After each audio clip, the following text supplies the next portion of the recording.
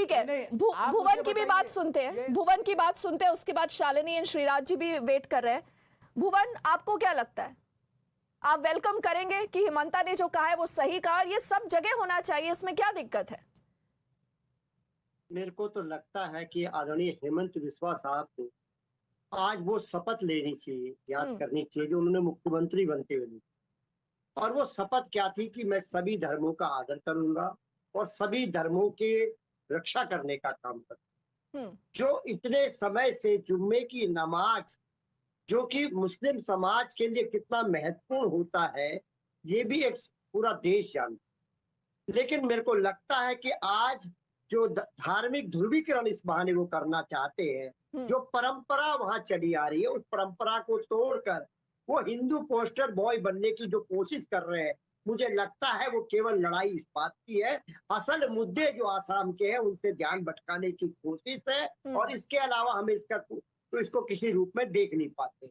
हम आशा करते थे कि माननीय हेमंत बिस्वा साहब एक नई नजीर पेश करते, एक ऐसी परंपरा करते कि लोग याद करते कि आज वो भारतीय जनता पार्टी में रहकर भी सभी धर्मों का आदर करने का काम कर रहे हैं, सबके सम्मान को बढ़ाने का काम। लेकिन निश्चित तौर पे इससे हमें बहुत निराशा हुई और हमें लगता है कि जो भारत का जो सेकुलर फॉर्म है उसमें भी कहीं ना कहीं ये हमला हमें दिखाई देता। कैसे कैसे?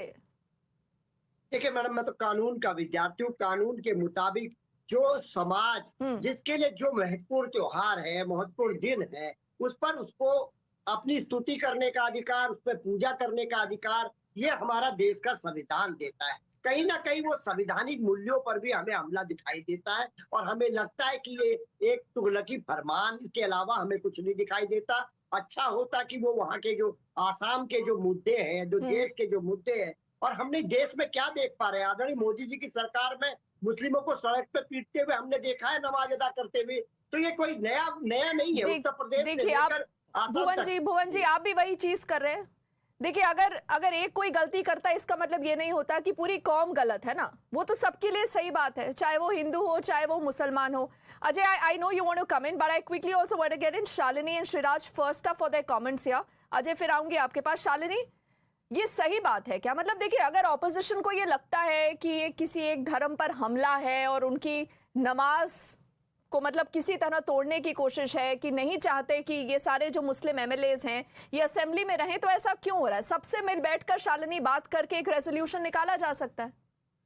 आप मुझे एक बात बताइए, और ये मैं बाकी के पैनलिस्ट से भी ये पूछना चाहूंगी कि वो मुस्लिम डॉक्टर क्या करता है जबकि वो ऑपरेशन कर रहा होता है? क्या वो जुम्मे के नमाज के लिए अपने पेशेंट को उसी ऑपरेशन थिएटर में और उस टेबल पे छोड़ के चले जाता है जुम्मे की नमाज पढ़ने के लिए? या उस सैनिक का क्या हाल होता है जबकि वो बॉर्डर में लड़ाई कर रहा होता है और वो लड़ाई छोड़ के, जंग की मैदान को छोड़ के जुम्मे की नमाज पढ़ने के लिए चले जाता है?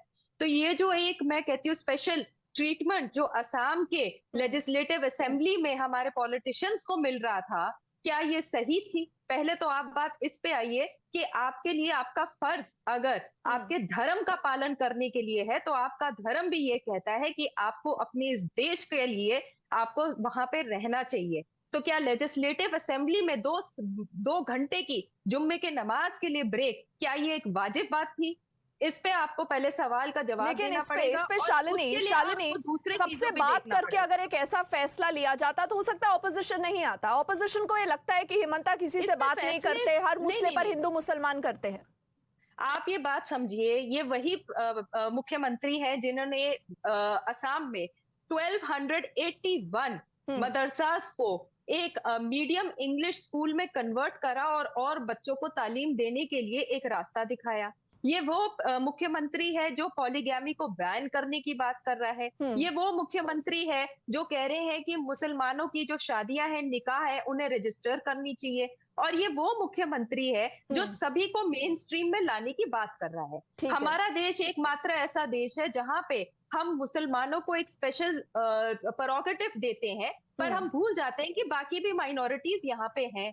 यहाँ पे सिख भी रहते हैं, ईसाई भी रहते हैं। तो हर बार मुसलमानों की ही कोई बात को लेकर एक कंट्रोवर्सी क्यों खड़ी होती है? या पढ़े लिखे शिक्षित लोग मुसलमानों की ही बातों को आगे बढ़ाने में और एक कंट्रोवर्सी पैदा करने में क्यों इतने ज्यादा उत्तेजित रहते हैं? ठीक है, आपके you are सामने essentially बहुत से saying, ऐसे Shalini, तत्व कि this is a needless controversy. Now, Sriraj course ji, it's a the needless Prime Minister says, सबका साथ, सबका विकास, सबका प्रयास.